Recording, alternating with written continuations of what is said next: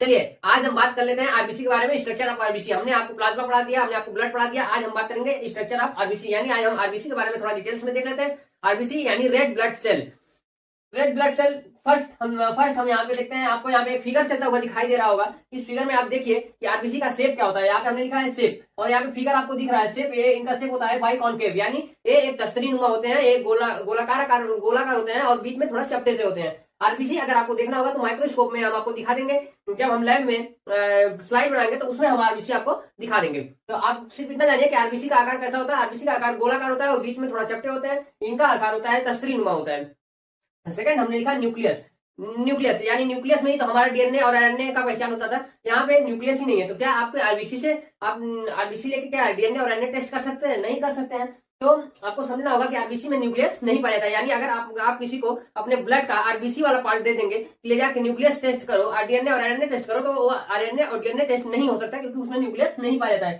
Third क्या है structure of RBC में? Lysosome are not found in this, यानी इसमें लाइसोसोम नहीं पाया जाता है। यानी अगर इसमें लाइसोसोम का काम क्या होता है? मरी हुई कोशिकाओं को ये खाता है। यानी ये अगर मर जाएगा तो पूरे बॉडी में आपके चलता फिरता रहेगा, इसको खाने वाला कोई नहीं रहेगा। इसमें लाइसोसोम नहीं पाया जाता, तो इसको अगर ये मर जाएगा, अगर ये आपके बॉडी में चलता फिरता रहेगा, तो इसको कौन पकड़ लेता है? इसको पकड़ लेता है स्प्लीन, यानी प्लीहा।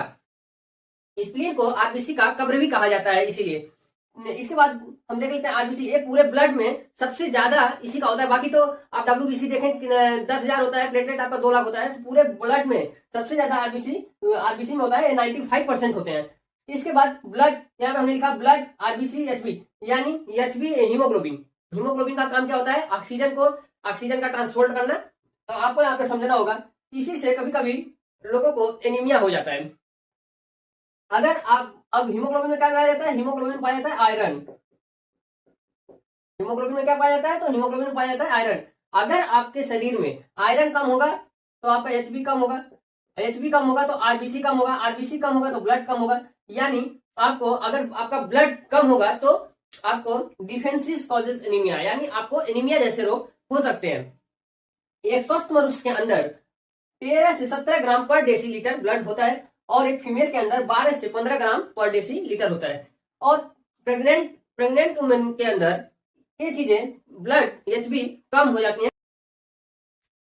चलिए यहाँ तक आपको समझ में आ गया। इसके बाद आप लोग कमेंट में जरूर बताइएगा कि हमारे ब्लड का रंग लाल क्यों होता है, किस कारण से हमारा ब्लड का रंग लाल होता है। ये कमेंट में आप लोग रिप्लाई जरूर करिएगा।